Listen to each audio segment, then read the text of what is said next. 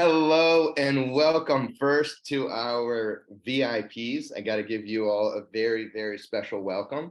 And all of our full Body Fix audience members, everyone who's on our list, who stays in contact with us, super warm welcome to you as well. Today's show is going to be really special. First of all, in light of some of the things that we're going to be talking about today, I want to wish each of you a very happy 2023. And so if you're a VIP, you've already gotten those happy New Year messages from us, but can't say it too much. It's only here January 14th. So happy New Year 2023. And today's show is going to be very, very special, and it's going to be perfectly matched because our mind and our emotions really lead our body, right? And so I'm here, actually, I'm not in, you probably noticed that my setting's a little different than normal. I'm actually here in Rio de Janeiro, Brazil. So I'm 6,000 miles away from my home. And my special guest, who is a movie producer, is in Bali, Indonesia. So we're really having a very international, worldwide meeting today. We have people from Europe. We have many of our VIPs are in Canada and the US. So really looking forward to today's show. And you know, people think you're only going to be 25 once, right? So when someone's younger, it's like, hey, you're only going to be 25 once. Make sure that you really make it count. You know, what are the things that you're doing in your life when you're younger? But the way I think about it is you're only going to be 55, 65, 75, or even 85 once also. And I think the thing that really makes the huge difference in your mind and your body and your life and connections with people and everything is to know that, you know, to live your life regardless of your age, that you're only going to be in this moment once. So you were going to be in this show once. So let's make the very best of it even. You know, your life as you know it by now is not just your circumstances or your external environment, but your internal environment. Life goes quick. It's not forever.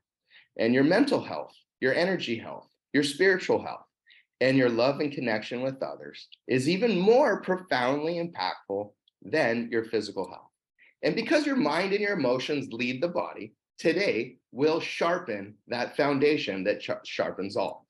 And so I want to next welcome our very special guest and movie producer, Theo van Dort, and he is the producer of the movie Time of the Sixth Sun, which you'll learn a lot about today. Theo, welcome to the show, my friend. Thank you so much for having me. What a privilege, Robbie. Thank you.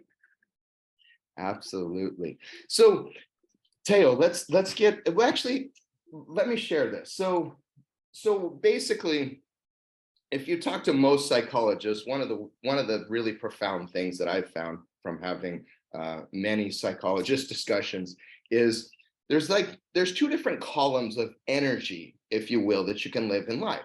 One is love. And under love, you have things like gratitude, giving, connections, selflessness, right? All these type of self-worth, even self-confidence, because when you have that, you're able to give to others better. Now, on the other side, what is the opposite of love? And you might think hate, but it's actually, psychologists actually call it fear, which is really interesting.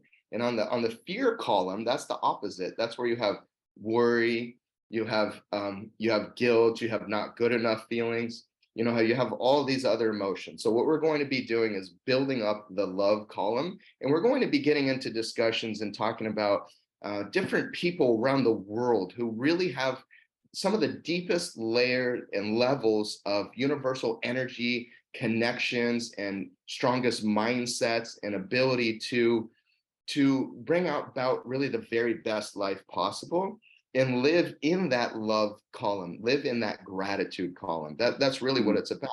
And if you have that awesome energy, then you're actually able to take that energy and apply it to things like your fitness. Like, I'm really happy that I did a session today. I'm really happy I did an exercise session. I'm really happy and grateful for taking care of myself, for eating well. I'm really happy, if you're a VIP, to be able to connect with other VIPs, connect with me in your session, you know, and whatever else it might be, building up those kind of emotions. So that's really kind of the type of thing we're going to get into. But Theo has a really, really unique project that they've worked on to produce this movie. So you've worked with tribes. So you went to 16 different countries right? And your team has, and they met with these tribes and they found out some really cool things. So like some of the questions that come from my mind right away are, why tribes? What can we learn from your experiences that can give us a unique value that we can apply in our own life? And is there something in their living situations that kind of gives them a greater elevation of potential happiness or connection with those around them, or just a better way of living that we can learn from and apply into our own life? Well, that's three very deep questions, but I will do my best to answer them, Robbie. Thank you so much. And hello to everybody, and thank you for joining us, and thank you for tuning in. So yeah, we over 11 years, we visited 16 different countries and interviewed the elders of different indigenous tribes, as well as thought leaders and wisdom keepers. And so I think in the movie itself, there's over 75 different speakers. And we have an 8-part documentary series that accompanies it, which there's another 10 in that. So I think it's 85 people. And we recorded over 1,000 hours of footage. And in essence, when my business partner, Nikki Luna Williams, set out to create this project, because I wasn't involved right at the beginning, I got involved a little bit later on, she wasn't entirely sure what she was going to go out to make. It was one of these projects that it sort of just happened. And once the universal flow came in the way, then really things started to kick in. And then she really got an understanding of what was going to be needed and what questions she needed to ask. And she actually hadn't prepared, she was going to different countries. The whole thing was pretty much done on a shoestring budget. And she would just go and find who was available and who would be willing to talk and who would be willing to share their stories. And what in essence happened over the years was the movie became about the evolution of human consciousness and the fact that there is this global awakening going on right now where people are sort of stepping away from the old paradigms. People are stepping away from the conditioning and the fear-driven mentality, and especially the fear that's put into us on a daily basis by the media and by what's hit us from the TV screens and the constant ticker tapes of depression and there's not a good news channel really, is there? Because they're good news newspaper, they don't last very long. And so in essence, if I was to sit now, having watched the movie, I think probably 25 or 26 times, and say to you, what was the global perspective? It was the fact that it boiled down really to the importance of gratitude. And if you look at all of these individual people and these elders and these thought leaders and these wisdom keepers, it all boils down to the fact that all of them have a practice of gratitude. And it's been imbued in them since they were little, because a lot of the wisdom that gets passed down through indigenous tribes is passed down from the grandmothers, the great-grandmothers, grandmothers, from generation to generation. And before we were, using written text, it was passed down through song and through dance. But it's all about gratitude. And also, the second takeaway I would say is that it's very much true that we do, and a tagline of Time of the Sixth Sun is dreaming ourselves awake, as in dreaming ourselves to an awakening process, because it's really very much important, the thoughts that we have. I mean, we are basically radio transmitters, and our minds are incredibly powerful, and we can manifest our own realities. And I know that sounds incredibly woo-woo. However, science over the last few years is really beginning to back this up. So there's an overview of your deep questions.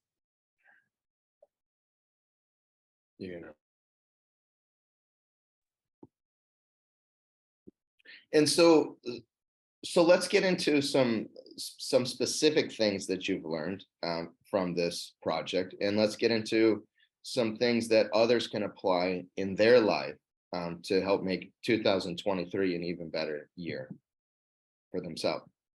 Okay. So I would like then to go deeper into that, into the concept that we really are dreaming ourselves awake, and especially from your audience with regards to the fitness, and it's incredibly powerful, the stories that we tell ourselves in our heads. And having worked and listened to these indigenous elders, they really do they spend time working on dreaming the future that they want to see coming into fruition. And that was the universal sort of takeaway from this. And it's amazing how that can work. And a lot of people will ask, well, how do you do that? And actually, the answer is probably stillness. And I did an interview about 2.5-3 weeks ago with an amazing man who was talking about this meditative practice. And he basically said it's as simple as just, setting your alarm 15 minutes earlier in the morning. And then when you wake up, you don't get straight out of bed. You spend 10 or 15 minutes thinking about the day that you want to have. And he was explaining, and again, this sort of goes round, that your brain doesn't know the difference between something it's thinking about as real or not real. And so if you can create something and you can think about your day as in the way the day that you want to have, you are more likely to have that day than if you don't.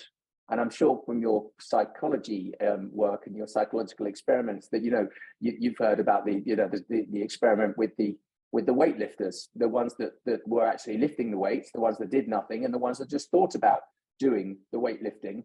And the ones that thought about it and did it almost had similar gains to the ones that didn't think about it, which means the placebo effect, the ability of our mind to create these circumstances is astonishing.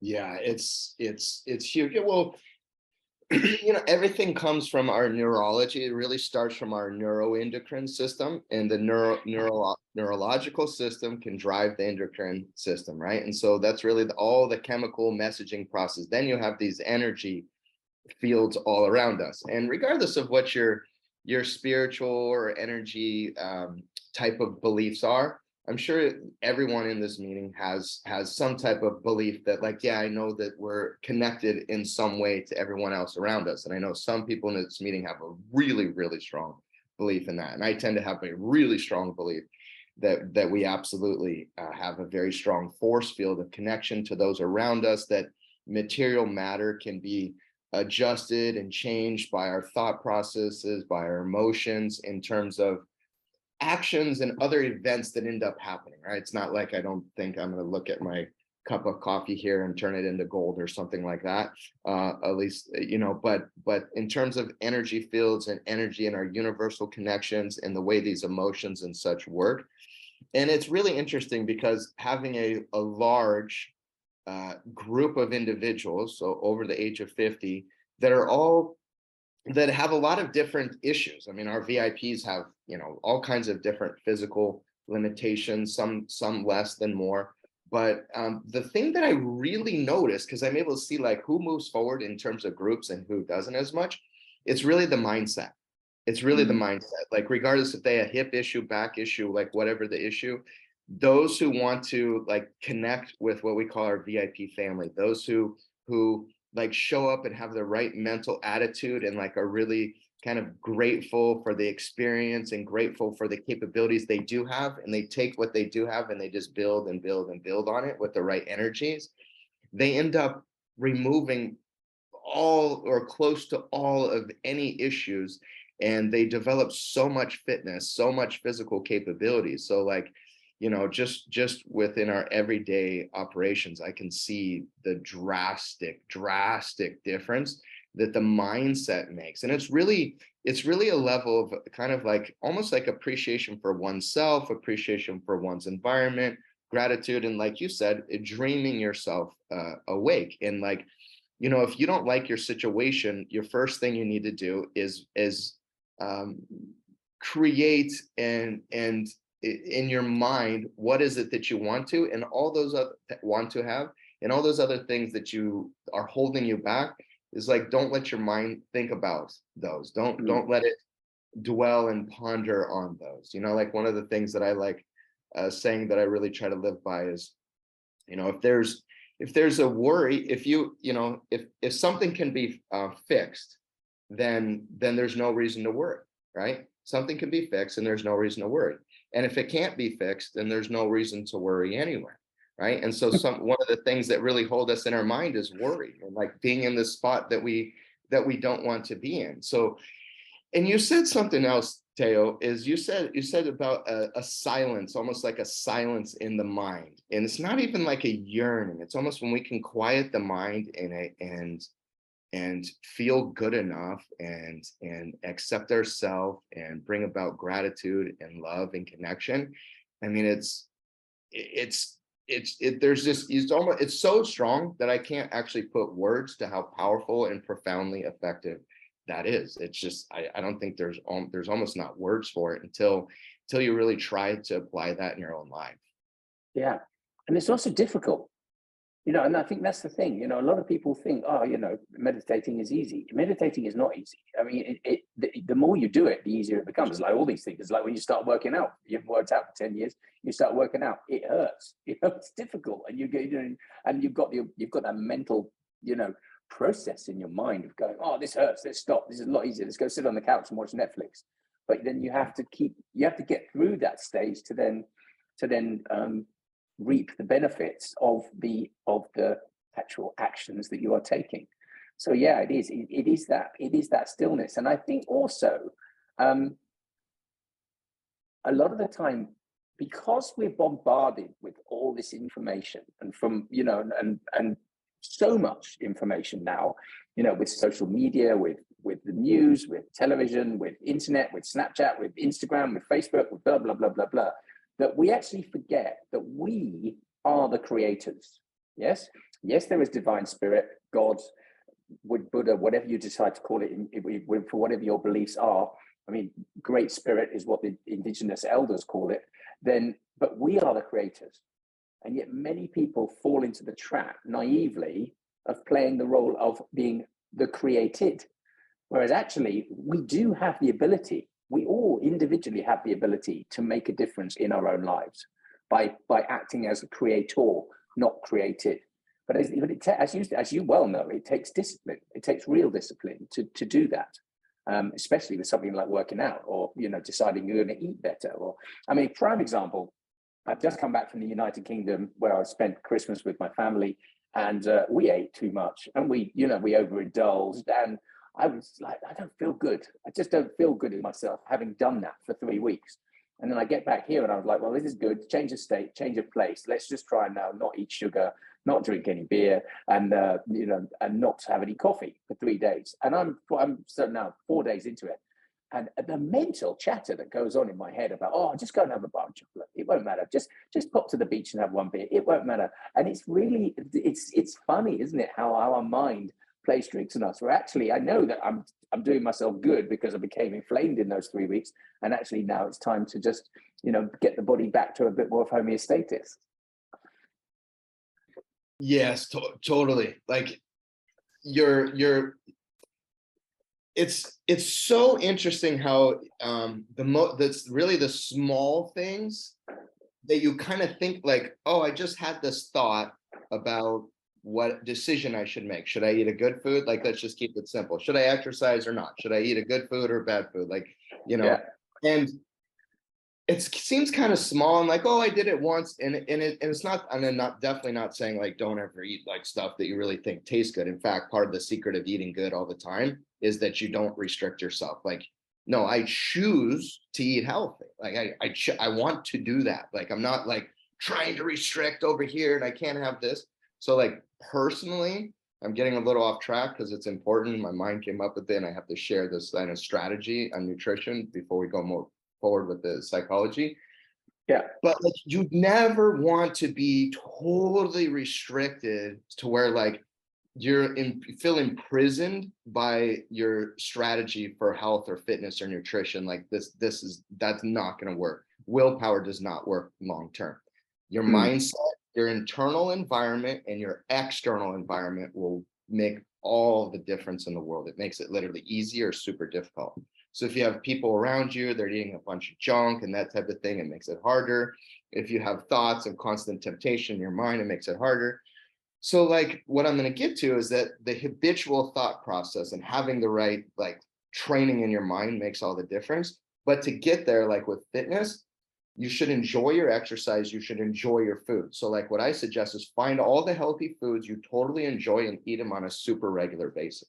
And then if you want some junk, try to couple it with like, okay, I'm gonna have this junk, like I'm gonna have a slice of chocolate cake. Well, one of the big strategies is like, wait till tomorrow morning. Like, okay, I can have it, so you're not restricting yourself, but I'm gonna eat it tomorrow morning.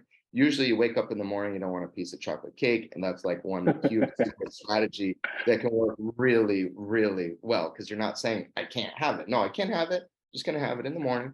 And if you have it in the morning, cool. Maybe throw in an extra 10 minutes of cardio, a little bit more movement to get some of those excess calories out. Mentally, psychologically, let's talk about that. So when you create those thought patterns and you mentally rehearse getting into the decision of exercise or not, when you're just sitting on the couch or doing whatever, or gardening, or doing something that you can really think, that your mind and your body is capable of kind of manifesting, if you will, and going through some deeper thought processes, take yourself into that moment of making those decisions and retrain your mind for making the right decision, and then feeling good and feeling that sense of euphoria. And then you can take that sense of euphoria into when you're actually put in the moment and you're faced with that decision. And then if you make the right decision, then it becomes a neuroassociative pattern. It literally becomes like a skill, and that becomes your behavior. So like you changing anything in your fitness and your health this year is going to have everything to do with the mental rehearsal. I would call it mental rehearsal first, and then manifesting that in your mind, and then making those decisions, and then it becomes a habit. But Theo, you guys did a lot of really cool work. So one of the next things I'm going to do, but I want to ask you a question first, is I'm going to ask our audience, like, hey, let's work on some stuff. Let's make this session that we have together, let's make it even more valuable. So I'm going to go to our audience and ask, and that's coming. I'm going to give you guys time to think. It's like, what can we mentally, emotionally really help you solve? Or just what do you want to know? What are you fascinated or interested about? Or how can we specifically help you? So, but before we get there, and we'll go back to the chat, you can type in, audience members, whenever you like, VIPs, type in. But what did you guys learn from this project in creating the Time of the Sixth Sun that you were surprised by, or really learned something new and you've seen people apply to their life with dramatic transformations? Can you share some strategy? Again, I think that was kind of a loaded question. So anything that comes to your mind in terms of profound learnings that were applied not only potentially by you, but others, and made a big difference in their life? Can you share that with us? That's quite a hard question to answer. But what I can tell you is that what we discovered from putting the movie out, because we self-distributed the movie. So the movie is available on our website, and then people can watch it for free. So there's no financial barriers to anybody watching. But what was astonishing, because we were a very small team, so I was handling the technical support as well as the whole organization of the website of it, was the number of emails we got back from people that said, wow, I have always felt like this, and I didn't think there were many other people out there that felt the same way. And I think that's the biggest, for me, the biggest gift of doing this, is because there are a lot of people that are aware of the fact that there are changes going on, without becoming too woo-woo about it. There are changes happening. You can see that people are awakening, whether you want to use that term or not. There are people waking up to the fact that, you don't just have to do a 9 to 5 every single day to work till 65 to then get your retirement check to then be gone by 70. There are people waking up to the fact that life doesn't have to be a drudge. We do have choices, and sometimes those choices can be very difficult to make, and also sometimes your change of those circumstances can be very difficult to make. But the way that sort of the universe works is, if you create a void, it gets filled with something else. And often that thing that gets filled with can be something better. And so, there's numerous people online that will say, the bravest thing you can do is jump, make that decision, make that change. And and I think for for me, the best part of this has just been to have that feeling that we've created a global community of people that think the same way, that realize that something is not quite right in their world, and it gives them the courage to potentially make changes in their lives that they wouldn't have made if they hadn't have seen the movie and the docuseries. Yeah, the human connection and seeing what other humans, there's just it's another thing that's almost as words aren't strong enough to be able to explain how powerful connection is. And another gold nugget in there, directly tied to what you just said, is some of the best psychologists that specifically specialize in dementia and longevity and anti-aging and all subjects that fall under those categories, is that the number one thing you can do to prevent dementia, prevent mental emotional downturn as you age, is connection, is having deep connections with others, is having good quality connections, is going and spending time with a son, grandson, partner, spouse, whatever it may be, and just having those deep emotional connections. And the interesting thing is that can happen in these kind of forums too. In an online system, this happens all the time in our VIP family, where you have those connections with others, and you can feel the energetic field, you can see what others are doing, and it helps you rise. It helps you rise into whatever level you want to. And that's one thing that watching the time of the Sixth Sun, that's one thing that I really took away, as well as just feeling each share, right? There's a lot of shares in time of the Sixth Sun. It's in hearing the shares of each individual, and just it rises your energy, rises your vibration in life. Theo, would you like to drop the movie at the end, or you want to drop now and then later? Also, I'm going to look at the chat. Let's look at the chat next, but I just wanted to. I got the link. Patricia dropped it. So there you go. There you go. Don't get distracted, guys. So don't jump off and go watch it now, but do have it. There you go. You have it. And at the end of the meeting, we'll leave the meeting open. We're also going to send an email, so you'll have it there. We'll make it impossible for you to miss this link, but we already dropped it there. Okay. So now let's look at the comments that have come in. And if you would, Theo, with me, let's teamwork and see if we can create some amazing connections and move everybody forward.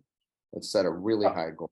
Let's make sure everyone. So Pedro's got a really interesting question there, Robbie, right at the top. He says, how do I maintain high vibration when I'm with people, friends, and family that are negative, low vibe energy?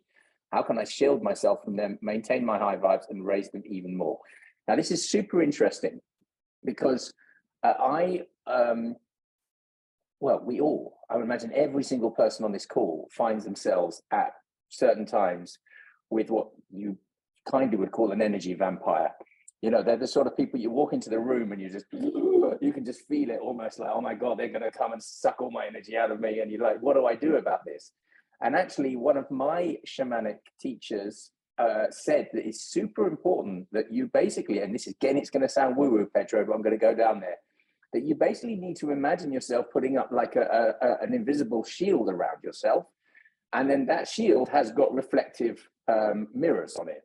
And so the moment it's quite astonishing, again, with the whole psychosomatic thing, but if you end up in a room or even on a tube, or, what you guys call the subway over there in America, in London, we call it the tube, and you're certainly sitting there and you think, God, just suddenly just something doesn't feel right. Yeah, you get that sort of tingling in your spine, or just energetically, we know something's not right. Because if you follow your gut, the gut is actually the bigger brain than this one.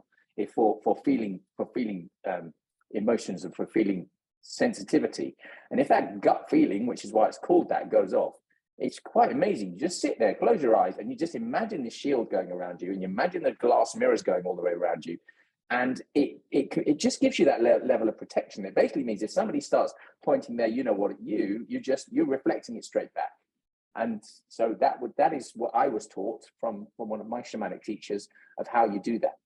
Because actually, if ever you were to sit in and if in the movie we do talk about plant medicine ceremonies, often when you're in a plant medicine ceremony and there are people that have never experienced that, when worked with those incredible nature plants before, they can literally be throwing their energy all around the room. And then you're and that's why, and again, I would caveat this, and we caveat this in the movie, that never ever go to plant medicine at some friend's house doing, who's decided they read 3 books on shamanism. If you're ever going to work with that stuff, you always do it with a shamanic practitioner that's grown up with it, understands the rituals, understands the space holding, understands how to create a very safe container. We've gone down an entire different tangent, but when I've experienced that, I've often thought, really, this is the time you need to do that. Just stick up that energetic field, and it's amazing. Even if it's psychosomatic, psychological, whatever it is, suddenly you just think, okay, I feel better now, and that's enough for me. That's huge. Yeah, that's huge. That's huge. I totally agree. And pretty much every great psychologist, when you're working with anything in the lines of what Pedro has asked there, they all have a strategy, if not exactly the same, very similar to what you just shared. So I think the only thing that I might say to also add to that is doing that mental rehearsal before you're in the situation, especially if you think like, man, that might be a little difficult when I'm in the moment, is to mentally rehearse before you get there, see yourself making the right emotions, see yourself blocking out those negative emotions, and you staying whole and you staying awesome. And then I think that'll help you even more. And also, sorry to talk over you, Robbie, and also to psychologically put yourself in a place of acceptance. And I've discovered this more and more as I go. I mean, I'm 47, so I'm not old, but I'm not young. And over the years, we unfortunately as humans have this need to judge. It's whether you choose, you do, whether you think you do or whether you don't. You do. We do. Every single one of us does. You're driving down the road, somebody cuts you up, you're like, ugh, you're judging. And actually, in those moments of negativity and low vibe energy, if you can get into that space of, this is your stuff. This is not my stuff. This is your stuff. And if you sit and you are comfortable with that, suddenly it changes your entire physiology of, I'm not going to get wound up by the fact that you're low energy and you're low vibe. I'm just going to be accepting of it because that's where you are in your journey at the moment. And I might be able to offer advice if I'm asked for it, of how I could potentially help you out of that. But actually, it's your stuff. And it was amazing. And this got proved to me so many times, because when we launched Time of the Sixth Sun, it triggered some people. And some people, keyboard warriors, fired off some horrendous emails to us. And those emails are coming directly to me because we were sort of a very small team. And I would just sit there and I'd burst out laughing in the room. And I go, I need to send them a Time of the Sixth Sun mirror, which basically means that all this stuff you're projecting at us is basically just stuff that's going on in your own life, that or unhealed trauma or inner child trauma that you haven't dealt with. And you're projecting it at us, which is fine, because I could, we're there, we put something out in the world, and you're not happy about it, so you're gonna project it back. But so that's another thing that's another idea of the mirror. So spend a lot of time on Pedro there. I hope that helps. No, I think it touches on a lot of other comments that others have shared as well. So let's I kind of see chronic pain, keystone habits, and even what our VIP Larry shared with getting my head clear, as I have been in a dark space for 3 months because of my PTSD. I really think that, look, whether you have chronic pain or whether you've been in a dark space, like it's all pain. That's all pain. And sometimes we manifest pain physically, sometimes mentally, emotionally, but it's all tied together. And if you have physical pain, it doesn't just mean like those, usually it's not just mental, emotional. Usually there's something going on in your body, your biomechanics that you need to like improve, some tissue functionality. There's your body's giving you signals, and like your mental emotions will find those pain areas. But if you have other mental emotional trauma type of thing going on, then it's going to trigger those things even more, right? So it's, I would say it's never just, basically never, usually not just mental, emotional, and it's never just physical, right? Because there's some people in these spaces that I connect with that think, oh, it's all mental, emotional, and there's no physical. It's like, okay, Like, you don't understand how the body works. Our bodies have multi systems and they all have inputs of what's happening. And I would say that the mental, emotional, neurological, neuroendocrine is the strongest. So what do you do? Like, okay, so how do we, okay, great. We understand that. How do we move forward? On the, let's talk on the mental, emotional side first. There's people around you that could help elevate, or there's activities that you can go to do that will help elevate you. For example, if I give you an example from my own personal life, like one of the things I do is MMA, so mixed martial art training. I do Muay Thai kickboxing. I do a jiu-jitsu and grappling. Like I love the fighting sports. And at first, like, okay, that sounds like a lot of trauma and a lot of like pain and stuff. And depending on how you approach it, it really can be. But also what I find there is a brotherhood. So there's a brotherhood, you know, on the mat, we have entrepreneurs and business owners and doctors and attorneys and police officers and firemen and people from every different walk of life, and people who are Muslim, people who are Jewish, people who are Christian, people who are only into like universal energy, and you know, so it's all a brotherhood. We create these awesome connections. And like here in Rio de Janeiro, I go to a fight school in an area that's in a favela, which is in a ghetto. Now, it's one of the #1 fight teams in the country that trains there. They host Jose Aldo, who's the 10-year champion of the world. All that to say, when I go there, like they accept me as a brotherhood, like, and so it's this amazing energy. So I found this thing in my life where it's like totally different than everything. It gets me in my zone is what it happens. It gets me into my flow state. For another person, it might be a totally different option, like going and doing pottery with clay. It might be like, you know, each person, it's almost impossible for me to say, because each person, you need to find a thing in your regular weekly activity that you truly enjoy doing, that you connect with yourself, that gives you betterment, and that you connect with others. So that's one of the #1 things you must do, regardless of your pain and or like emotional, physical, chronic pain. I would suggest you totally do that, right? And watching Time of the Sixth Sun would definitely be an activity for all of us to do, because there's a lot of good there that you're going to feel some good connections and flow states from. But you should pick that thing. Then in your own head, start practicing your mental rehearsal. Like, where's your biggest worries and issues show up, right?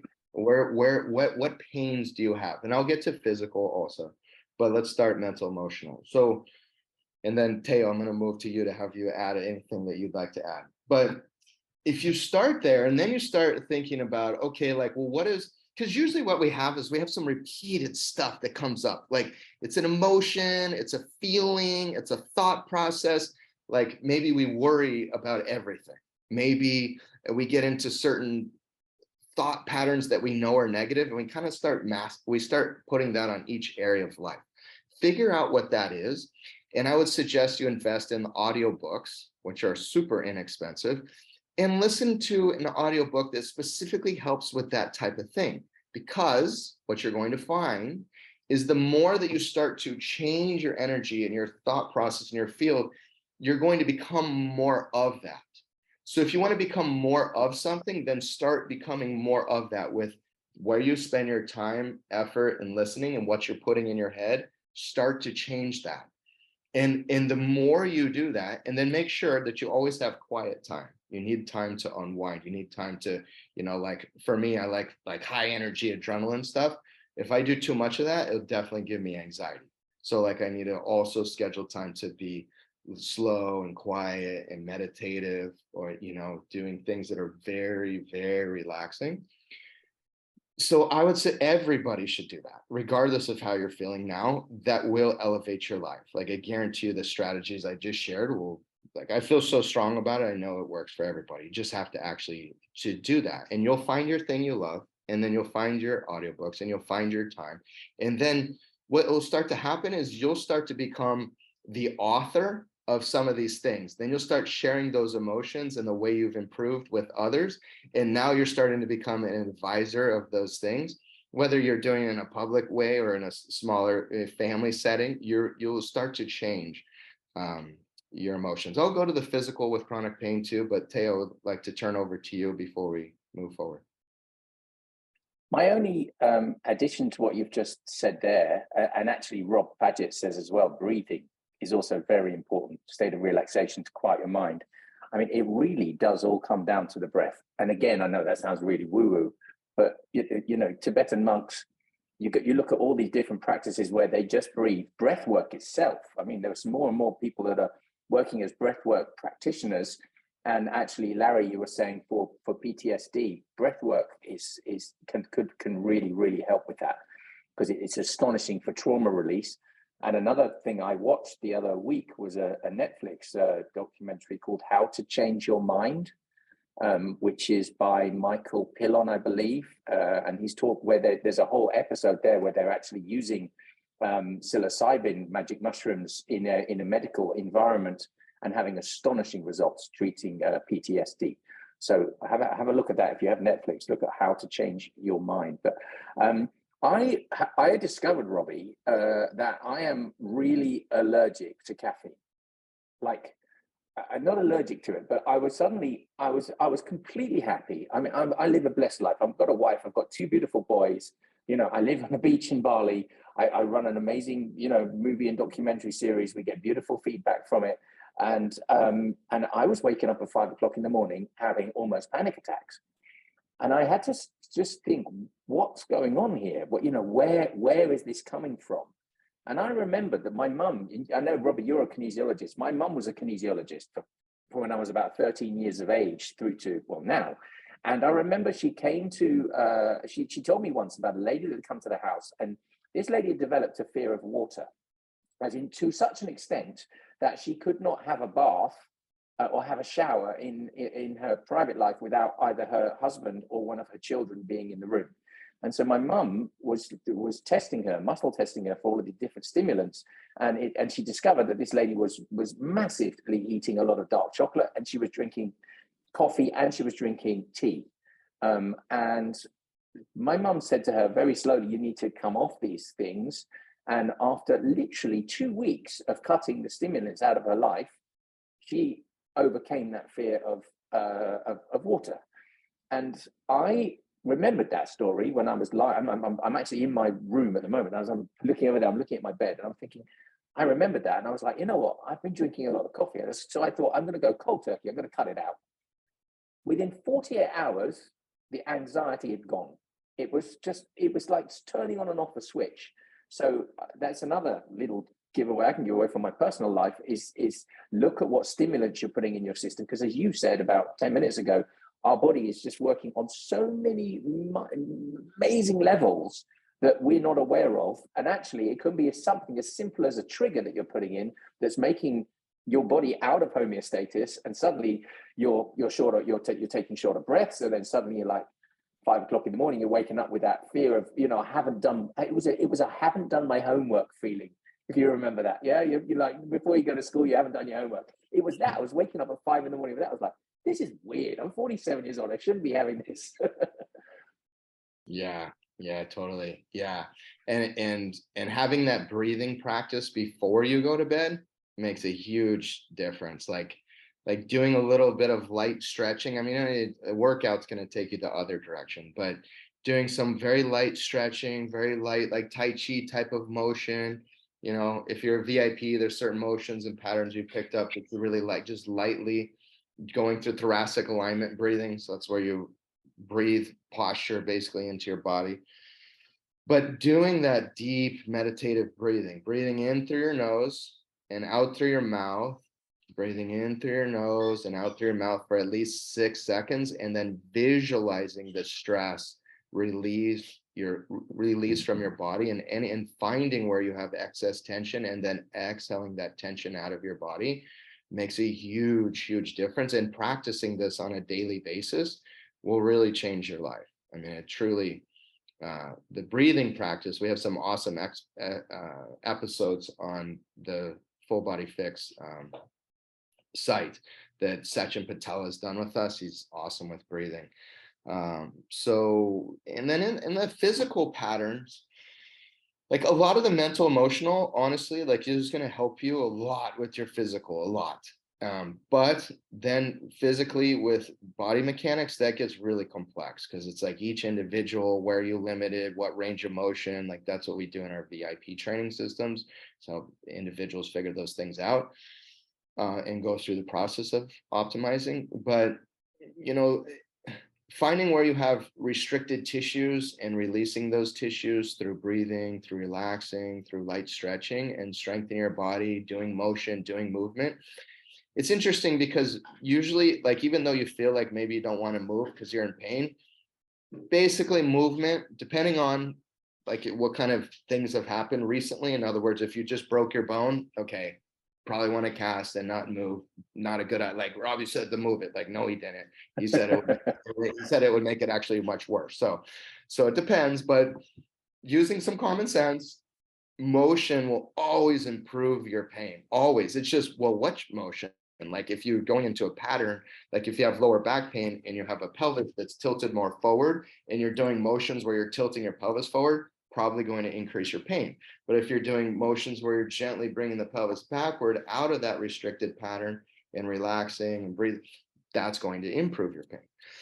Right. So then like water, I know it's for most of us, I'm in Rio de Janeiro, it's actually summertime here, but for most of us, they're in winter right now. So my suggestion for the moment is probably crazy, but if you can find a pool or a heated pool, doing exercise in water almost always helps chronic pain. That's really good. And then you start tying in breathing and motion and water, and you're tapping into the things that I shared before for higher vibration energy. Like those things make a huge, huge, huge difference. Let's see here, Theo, what other comments would we like to make sure? I want to make sure we try to touch on everybody here. Tim's asking about family communication, like with grown children and overcoming alienation. This is something my children are grown. I have a 14-year-old and an 11-year-old, but this is again, I've been working with this amazing 82-year-old acupuncturist. She's from the US and she spent 12 years working in South America in the jungle as a shamanic apprentice. But because she had a trained medical background, she was also helping them with Western medicine. So this lady's amazing. And she has been teaching me that our role with kids is actually just to keep them safe. And that the children that are coming through now are so much more awake, again, using that woo-woo term, than our generation and the generation before mine, that they're coming through almost like, again, this depends on your beliefs, but my belief is that we all come from this great cosmic soup, and then we have a soul, and then the soul gets put into this skin suit that we get to run around with for 80 years, hopefully, and then we disappear back up to spirit. That is my belief, and my also belief is that before we come down and before we reincarnate into the soul, as we're birthed by our mothers. And created by our mothers and our fathers, that we basically take a drink of the cup of amnesia and we forget everything that's happened to us before. And this lady has been amazing for me with helping with how to deal with family communication, because she said, stop taking everything so seriously. Step back from these situations. And especially when you've got a 14-year-old, she said, you're going to clash. It's a 14-year-old boy, you're going to clash. That's just what's going to happen, because between 14 and 16, they're using completely different parts of their brain, and they're not thinking right like we do as grown-ups. And I remember my teenage years, it was pretty all over the place. But it's just about, again, I said it earlier, it's not taking everything so personally. And actually, it's quite easy to do. Because often when we end up in these jarring family moments, it's because one of us has to be right, and we want to be right, and actually they want to be right, and so it's easier for us as the grown-ups to step back and go, okay, I'm just going to give you the space to find this out on your own. and rather than telling you how I think it should be. I don't know how old your children are, Tim, but that's just something I've been working on myself very recently. And in the beginning, I was like, this isn't going to work. But actually, I've been trying really hard with this over the last 3 months. And my relationship with my especially my eldest son is just getting better and better, because I'm catching him doing stuff right all the time. I just try and catch him doing stuff right. And then suddenly, if he is doing something wrong, it's not, oh, you're doing it wrong. It's hey, have you thought about maybe doing this in a different way? And it's been amazing how it's actually transformed our relationship. And it was because this 82-year-old lady just said to me, "You're doing it wrong, Theo." She said, "Try this. This is going to work." Yeah, that's awesome. Well, there's interesting how much value there is in that quiet space. Like what I heard is like you gave your relationship with your son more like space, more quiet space, more of that love column, so to speak, to be his own, to not push, right? Because when you push, usually things push back. So when you're in the state of more receiving and not trying to always yearn and this constant state of wanting, like another thing that comes up in terms of like the chronic pain and stuff is always like focusing on the pain or not being happy enough, and focus on what I want more, I want more. And this type of thing usually always leads to pain, or pushing in a relationship, trying to control, right? That's in that fear column. And we step over to the love column. We give space, we give the right energy, and we're kind of more nurturing to ourselves too. Whether the interesting thing is all these principles, whether it's being applied to yourself or to others, it works the same way. Actually, it's like, you learn how to do it with yourself, and once you get really good at that, then you can bring it to others. So, and that's one of the reasons why, like, I'm in Rio de Janeiro right now. This is our longest trip of the year. We've been here. We're going to be here for like 7 weeks. Of course, Patricia's from Rio de Janeiro, but the Rio de Janeiro city is very, very different from the U.S. There's a lot of poverty here, mixed with wealth for sure. But the people in Rio de Janeiro are very, what we would call, for a slang term, a chill. They're very chill. They're very laid back. Like, you go out on the street and it's like a small town in New York. Like the small town feel where everyone knows each other and they're all talking to each other and they all know each other's story. It's like that, but it being in a city like New York for people to relate. And the energy is just so different here. It's just so like connecting. It's not about more, and different things come with that. But one of the things that come with it is really the more relaxed, loving, kind of very connected humans, which is amazing. And Larry, I just have to tell you, buddy, that I really feel for you. I really appreciate you being open and sharing. I think one of the first things that really helps people is just being open to sharing what you have, because I think whatever, we're all struggling with something, right? So we all have something we're struggling with. I mean, that's part of the human state. So being willing to not be shameful about it and share, like that's a huge part of overcoming anything as well. So I just want to honor you and respect you for that, and tell you that you definitely have the right mindset around improving. And we're going to go to Q&A next, where we're bringing other individuals up on the Zoom stage with us, but I will share something super personal, and let's see if I can keep from getting super emotional here. But I lost my father last.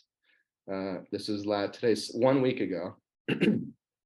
He was he basically passed because of PTSD. Also, he's a Marine. He's a Marine Corps drill instructor, and I had an awesome upbringing, but also a rough upbringing, and but so grateful to him. And so you mentioned PTSD, and I know personally what what that's like, because my father definitely dealt with that his whole life. And it turned him to alcohol. So he was, an alcoholic for 40 years. And he, of course, you guys all know that I've been trying to always talk to him about health and fitness. And of course. And, it didn't help that much sometimes when, it doesn't matter who you have in your corner if you're not willing to listen and really take that advice and go forward. But yeah, he ended up putting him into dementia, basically. And then he passed, I feel, probably 20 years or so before he should have. He was in assisted living, and then long story short, he's passed now. So you got an opportunity. You have an opportunity to not have that be you. You have just by your choices and with the things that we shared, even in this session, and then finding that help, finding an amazing counselor, psychologist, getting around the right people, using the right fitness and breathing and doing all this. If you take okay, what's the best strategies I can apply? And you write down like 5 or 7 of them, and you just commit that like this year I'm going to do those no matter what. Like by the end of the year, your life has changed, like guarantee you. So lots of love. Thank you for sharing that. Thank you for sharing that, Robbie. It's always wonderful to see people's vulnerability, and and losing one's father or any parent is a very difficult thing to do, especially to 1 week later come out and just tell everybody about that in such a when you must be so raw inside. So the only thing I can tell you is that my father passed in 2005, and he was only 59, so he was super young. And grief hits you, and grief hits you at the most strange times. And the only thing I can say is that it's like a wave. It's like the waves. It's like the ocean. Sometimes you get these massive storms, but eventually it does calm. And one day, at the moment you probably think about it all the time, and you wake up thinking about it, and you go to bed thinking about it. But it's like everything in life. It does ease, and nothing is ever as bad as you think it's going to be. And so so the waves of grief that you're feeling right now will be very strong, but it's like the ocean will eventually calm, and then you will be at peace. So thank you for sharing with us, and I completely empathize with where you are and what you're going through, and your vulnerability right now. And thank you, Theo. And I want to thank everyone who's commented and shared love. I very much appreciate that. And in a way, being here in Rio de Janeiro, 6,000 miles away, it was actually helpful. When he passed, I couldn't do anything anyway. And everything I ever wanted to say to him, I said. All the most important things I said when his mind was absolutely straight. I knew that eventually that day would come. And so, I think there's a big share for everyone. And that's, if you have things to say to people or connections and love, good quality things to create with others, like make it happen, right? Doesn't like make it how you make each moment the very best. And I did that with my father. And so I'm really grateful for that. Mm-hmm. So yeah, let's go to Q&A. But thank you, everyone. I don't want to turn this into Robbie's sob story here, but yeah, I appreciate the love from everyone. I did want to share though. Okay, so let's go to Q&A. Love to connect. Let's go back to what we can help you with in 2023 and anything you got going on right now. So, so VIPs, of course, you have first dibs. So if you'd like to connect with us, you can raise your Zoom hand. Also, all audience members, of course, you can participate. How do you do that? You go to the bottom of your Zoom toolbar, you click on reactions. After you clicked reactions, a box will open. On the bottom of that box, it says raise hand, and then you'll see your hand raised, just like my digital hand raised there. And let's get started. And hi, Lori, our first awesome diamond VIP. Welcome to the Zoom stage with us. Hi there. Hi there. Great presentation. Beautiful. Segueing from the discussion we just had, can we talk about forgiveness a little bit? Yes, absolutely. Would you like me to start? Hello, Laurie. Lovely to meet you. Nice to meet you. we actually in the documentary series we have an entire episode that is dedicated to forgiveness, and it's called Healing Our Ancestral Wounds. And it was the takeaways that we got from going to visit all of these different indigenous tribes and the atrocities that have taken place to a huge number of them globally. And it was about how do you overcome those traumas and how do you continue to live a life of forgiveness. And I think it was Nelson Mandela said, the inability to forgive is like drinking poison and hoping it hurts somebody else. And that always, for me, has been so profound. And when actually, it's the most wonderful thing. So if you do sign up to watch the movie for free and see the docuseries, episode 2 is by far the best of all of them. I can say that because we made it. It's about forgiveness. And when you hear these indigenous people speaking about how they have overcome these traumas, it makes you think just how important it is. Do you have something that you want to ask about specifically, or is that too personal? Just hearing about alcoholism and abuse and knowing things I've personally experienced in my childhood, and I have living parents, but I don't want to drink that poison, and I just think I need to watch episode 2. Yeah. And the other thing I would highly suggest you watch is The Wisdom of Trauma by Gabor Mate. He's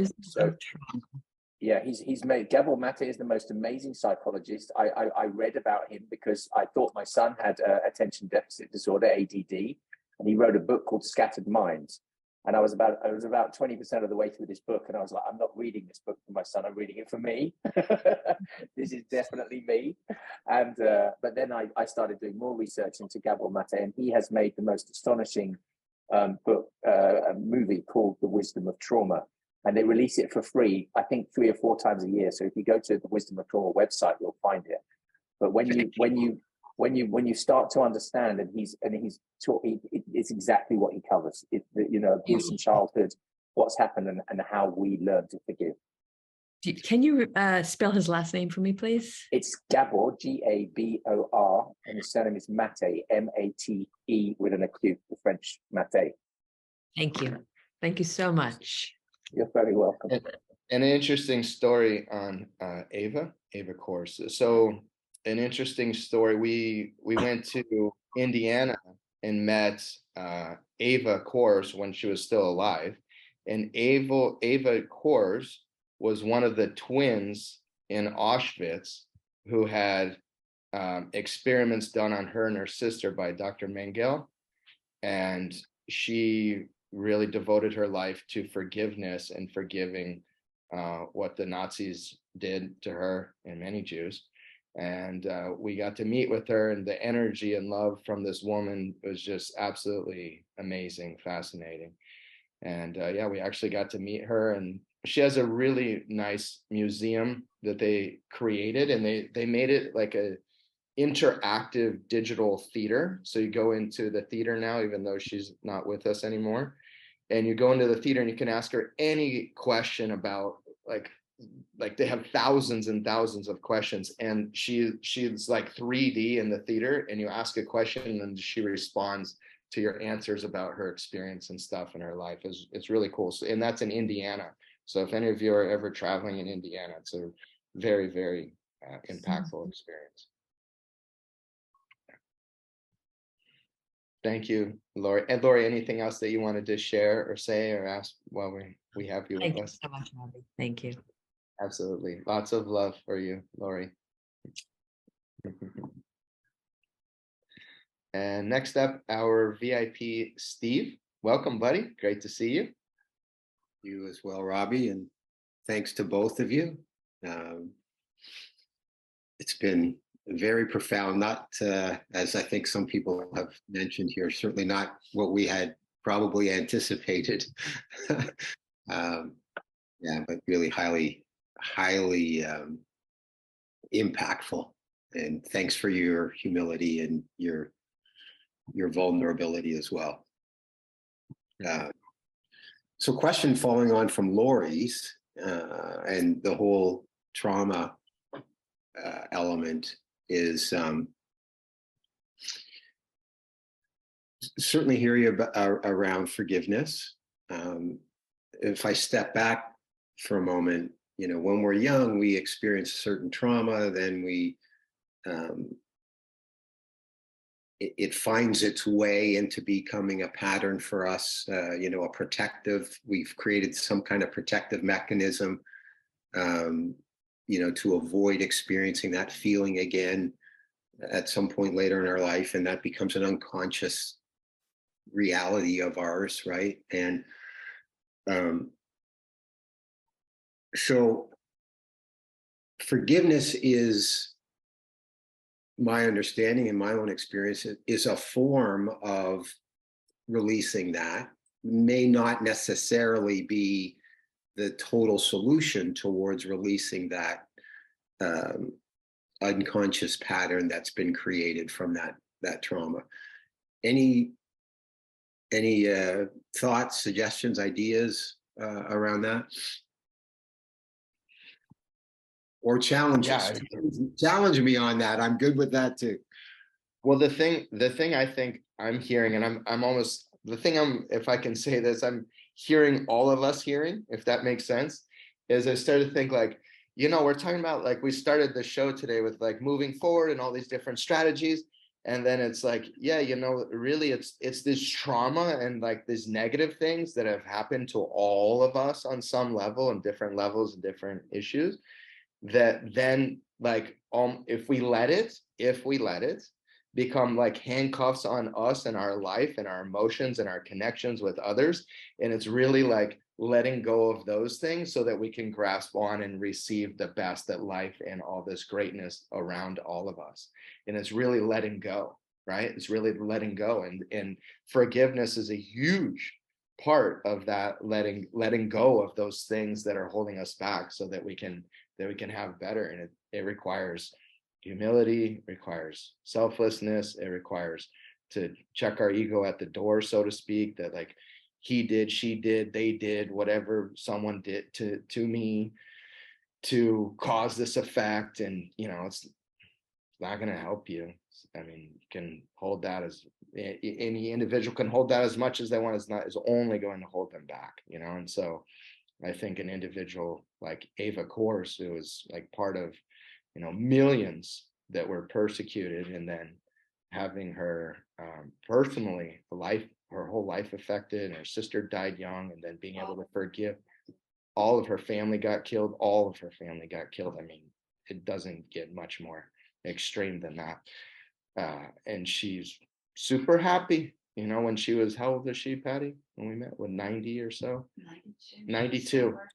92, still working, just, you know, spreading the message of love and forgiveness. And she had a profound impact on the world around her because she was willing to let go of those chains that hold us back, you know. The Jewish people didn't like her. And the Jewish people and other Jewish people, a lot of, I can't say the other Jewish people. Some other Jewish would be the best way to put that. It really were quite, and other Auschwitz survivors were quite outspoken with talking about how they completely disagree. How could she do that? How should she go on national news and forgive them? And, you know, so, and then, you know, you have the social pressure from those around you. We all have some kind of social dynamic to like hold certain grudges and stuff as well. And, you know, it's getting past all of those things that's really what I think actually moves us forward. Theo? The indigenous elders that we've met believe that we are one. And again, it sounds woo-woo, but it believes that we are one universal consciousness. So by us forgiving others, we're forgiving ourselves. And that is actually the only way forward. And it's, you know, what was I'm trying to remember, there was a particular part, my ADD brain's gone. I can't remember the part I was going to say to you, but it basically comes down to that. It's the fact that if we are, when we're nasty to somebody else, we're actually being nasty to ourselves. When we hurt somebody else, we're actually hurting ourselves. When we're kind to somebody else, we're being kind to ourselves. And it's so reciprocal. And we live in this world of irony, of sacred reciprocity, whether we like it or whether we don't like it. And it's the actions that we take when nobody's looking that are more important than the actions we take when people are looking. And it's those sort of things. And it's just getting control of those thoughts. And I have some friends that have been through some incredibly traumatic. I was blessed. I had a gifted childhood, but a lot of my friends didn't. And when I hear them talk, about the things that have happened, and it's a lot of it's to do with it, and it sounds so woo, but it comes back to that point of the breath. It's like even when I'm thinking about it, I can feel my chest go tight, and it's that is the instinct reaction to somebody hurting somebody that you love, and taking that breath and letting that breath go is it makes a difference. And I'll tell you something that most people do not notice, but now I tell you, you will notice. There is a breath that goes throughout the 108 minutes of the movie. It sits as an audio track, an in-breath and an out-breath. For 108 minutes, it goes underneath the movie. And now I've told you you're going to notice it, but most people don't. And what's fascinating for us as the producers is when we first did showings of the movie, we'd sit at the back of the room and we would watch people's reactions. Because I want to see their body language. I want to see when they're bored. I want to see when they're sitting up, when they're not, because it's amazing to watch just the body language when people don't know they're being observed. And you could see as a group, when the breath came on, even though they weren't consciously aware of it, you could see all the shoulders come up and you could see all the shoulders go down. And people were actually breathing in rhythm with the movie, because that's how important it is to go back to the breath that Robbie's been trying to tell you about with regards to fitness, with exercise, with mental health, with all of these things. That's awesome. I'll have to watch it again. Now knowing that. Anything else, Steve, you would like to share or ask or connect on? Sorry, I'll give you a link to unmute. Yeah, I don't want to take up everybody's time here, but I'll follow up on an item that I was going to ask that actually came up on chat as well. So I don't feel as bad stealing the time, since it was someone else's question as well. And that is, totally hear both of you. One of the questions is letting go. Letting go is an easily expressed phrase, right? Not necessarily an easily expressed action. Right. And so just curious if you have any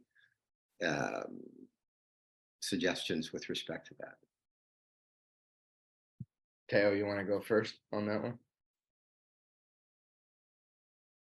It's for me, and I don't know, Robbie, whether this is okay for me to say or not, but I discovered the Heart Math Institute, and they have this amazing I think I've got it here somewhere. It's got this Bluetooth device that you can plug into the bottom of your phone, stick it on your ear, and they basically teach you how to breathe so that you're getting into this circular rhythm.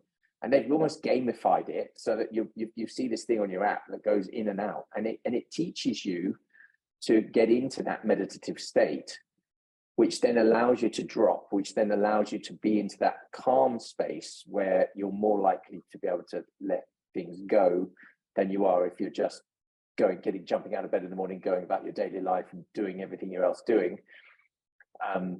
And that was, for me, it was a game changer, because I find meditation really hard, because my mind is just, now I know with the ADD, and I've had myself assessed, and so I know I have this attention deficit disorder, which it gives me amazing superpowers. I see it as a superpower, not as something that's difficult.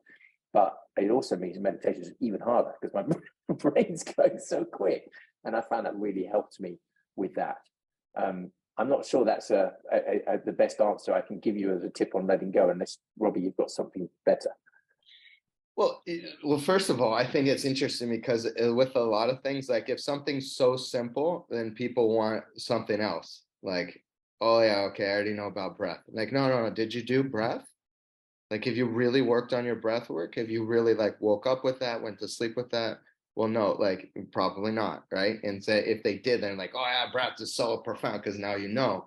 So when a strategy is so simple, if you like heard it, then you don't.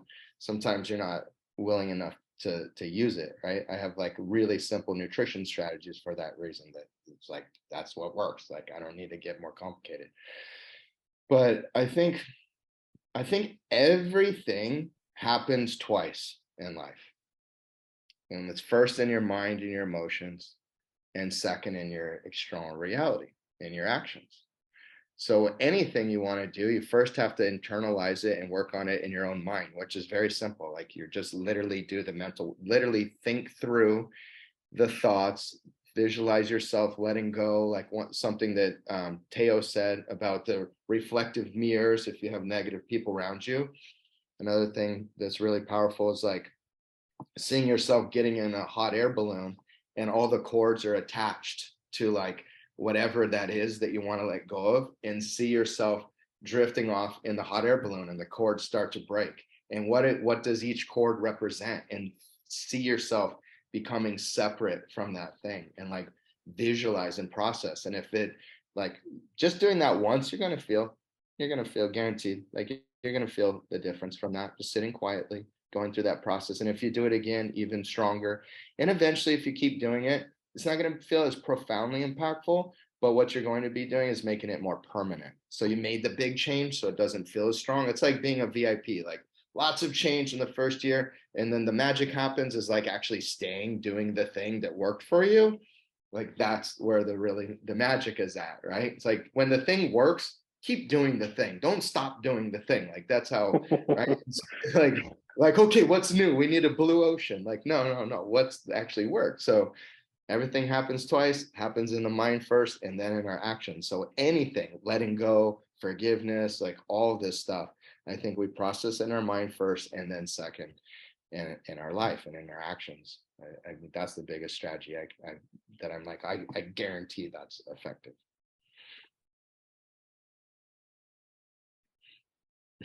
Thank you, Steve. Great questions. Great connection, my friend. And very good to see you. And lots of love. Make it a great weekend. Thank you, Steve.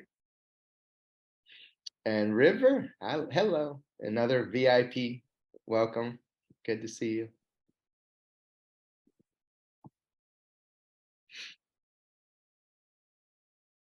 Here we are. Now? Yes, Hi. I can hear you. Hello.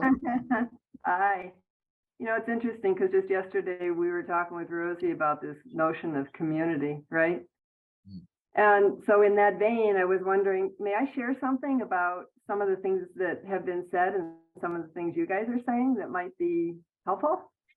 Yes, absolutely. Okay.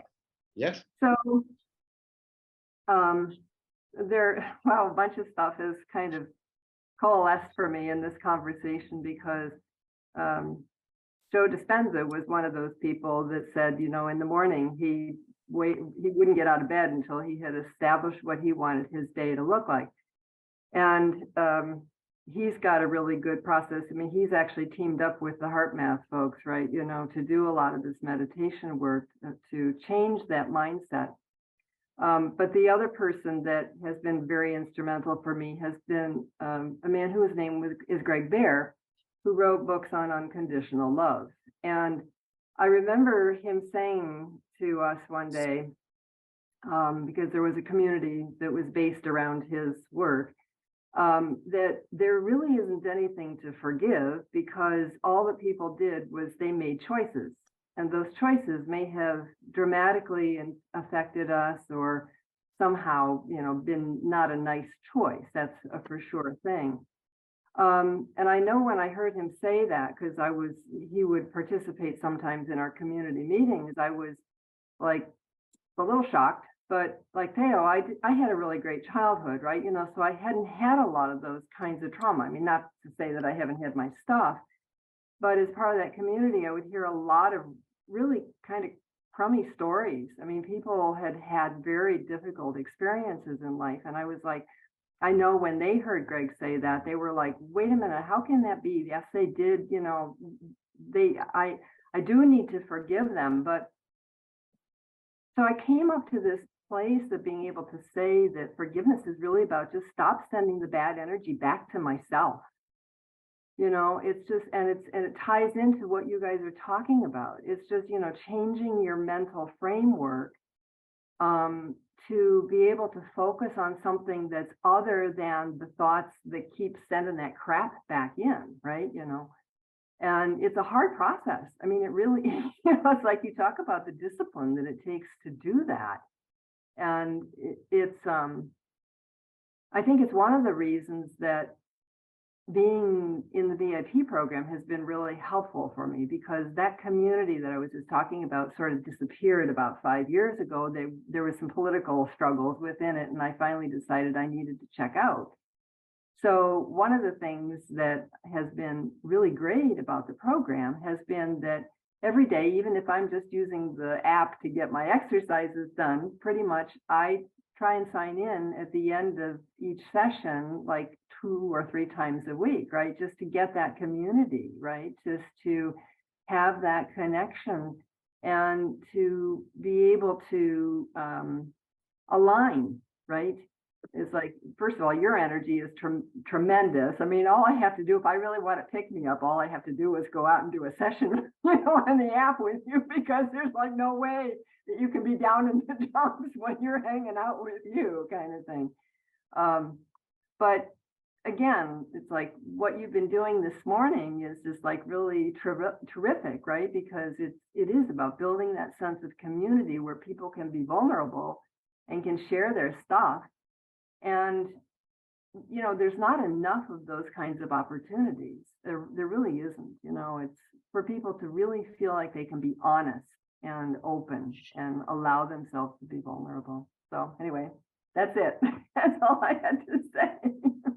Thank you. Thank you. That was really powerful. Thank you. Yeah, this is like an emotional one for me today. Goodness gracious. Yeah, it was good though. Yeah. Thank you, River. I appreciate that. Yeah. And it's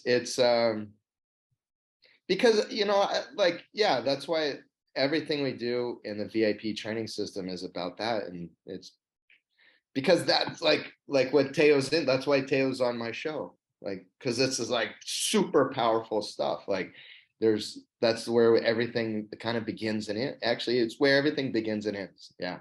Is this type of conversation, is this type of energy, and is this type of you know, everything else we want to do in our life all starts from the what we've been talking about over the last hour and 24 minutes is that. So yeah, I mean, there, you know, there's marketing and stuff to build business and do this, and yeah, I'm into that stuff too. But like, you know, the reality is like, just be real, just be like, just create solid human connections and do great things together. Like nothing's better than that. And like personally, I'd rather have half the size of business, but amazing loving connections and doing great things with people. That's what fuels me, you know. It's what drew me in. Yeah.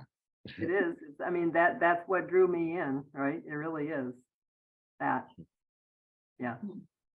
Thank you, River. Lots of love for you. Thank you. Before we go on to Alexi, Theo, anything you'd like to share here?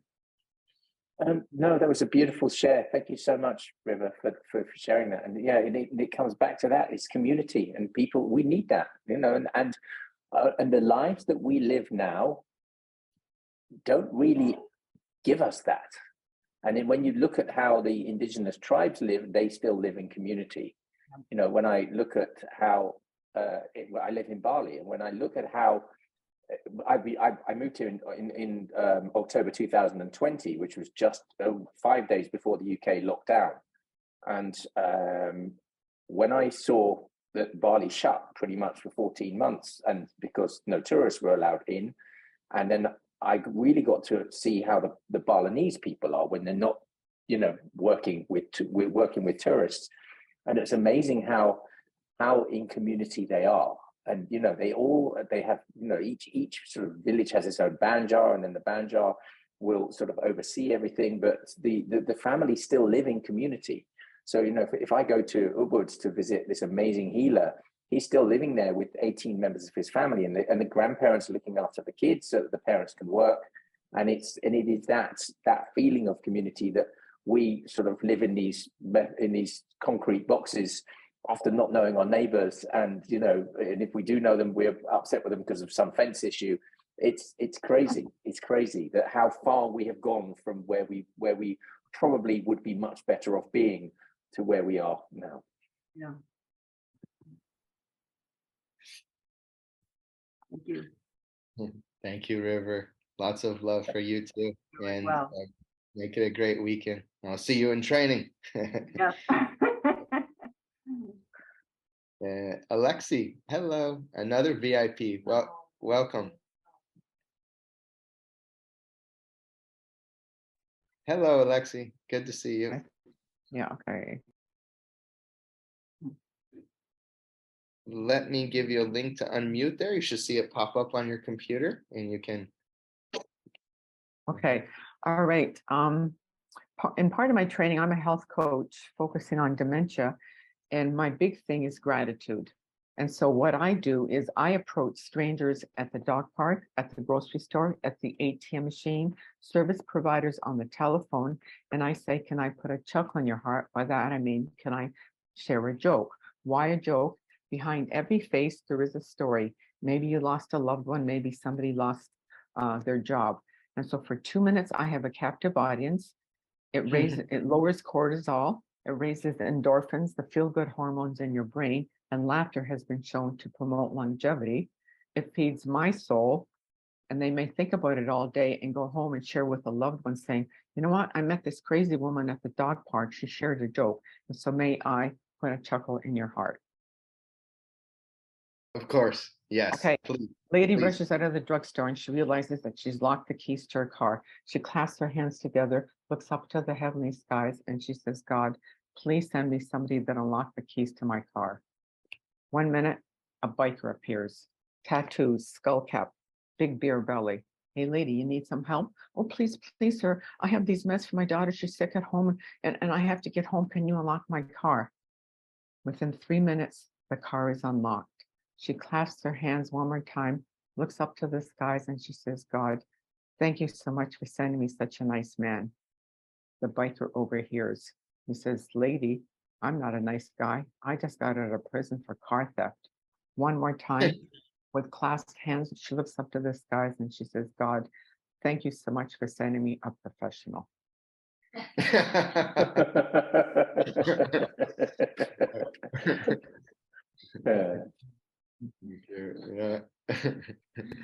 So everybody likes to have a joke, even just a one-liner, just put a smile on people's hearts. Absolutely. Yes. Yes. Laughter is very important. That's actually a really good point. Yes, it is very important. Yeah, it's really powerful. There's laughter. They've done some studies on laughter, and yeah, it can literally cure a lot of it. It's possible, and it's happened. So very, very powerful share. Thank you, Alexi. Thank you. You're welcome. Thank you, Alexi. And I saw in the comments that you're also a Hartma practitioner, so you know what I'm talking about then with the amazing tools that it gives you to help you with the meditation. Have either of you seen that beautiful movie with Robin Williams, Patch Adams? Well, that's just it, laughter, Patch Adams, and then Norman Cousins cured himself through laughter as well. It's the same thing. Laughter feeds the soul. Yeah. It's still one of my favorite top 5 movies. So it's just like it made me well up every time. And Robin Williams was always my favorite actor too. So yeah. Well, thank you, Lexi. Lots of love for you. Make it a wonderful weekend, and we're going to Lexi. Anything else you wanted to share before I took you off the Zoom stage?